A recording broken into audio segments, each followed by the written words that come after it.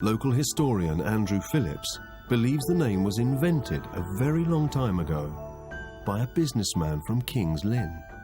He was mayor twice, he was the financial controller of the borough, he was member of parliament, and when he enters his name as a freeman, he calls himself Roger Paxman.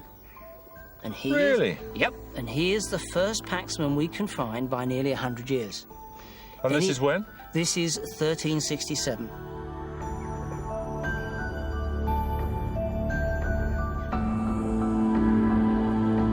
Pax is a Latin word for peace, and therefore Paxman is a pun.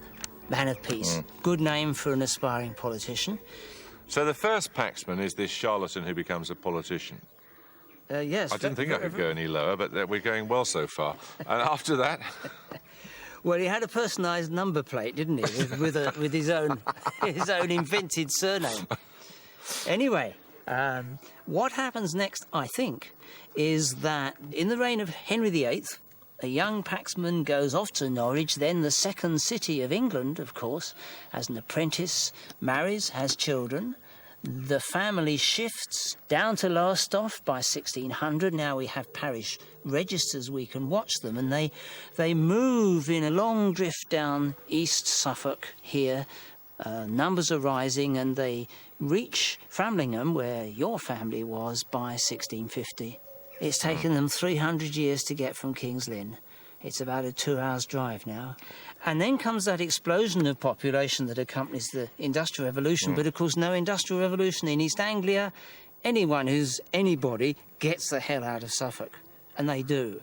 But it strikes me as quite extraordinary. Of all these Paxmans, only one went north. And he was Thomas Paxman. And he was your great-great-great-grandfather. The only one to go to the gritty, grotty, industrial north. Well, was he the only one who was completely broke? No. Oh, no. There are Paxmans in workhouses and dying in relative poverty at this time and being shunted around as they were from workhouse to workhouse. So I'm not really a Yorkshireman at all? No. Your home is in East Anglia. You are a Suffolk boy. Which is a good thing to be? Oh, yes, in Suffolk. I've no doubt it is in Suffolk.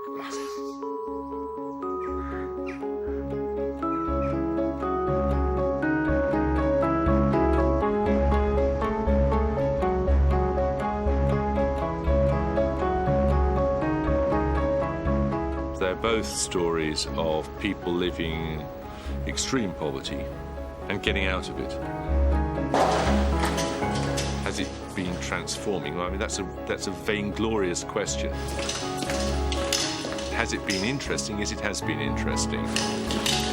And has it, in a way, been humbling? Yes, I think the choices most of us have to make in life are pretty easy, and they're presented in great abundance. And I think if you're living in extreme poverty, in the conditions in which either side of that family lived, you didn't have many choices. If you were going to ever get out of this, you had to make a fairly radical step and go away into the unknown. Well, that must have been quite alarming in those days. And I ended up feeling quite proud of them, really.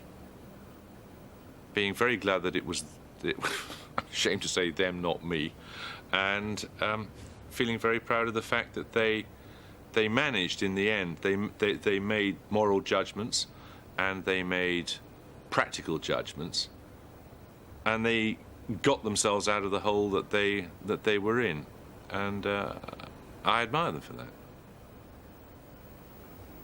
Do you think people will see you at all differently as a result of seeing this? What a ridiculous question.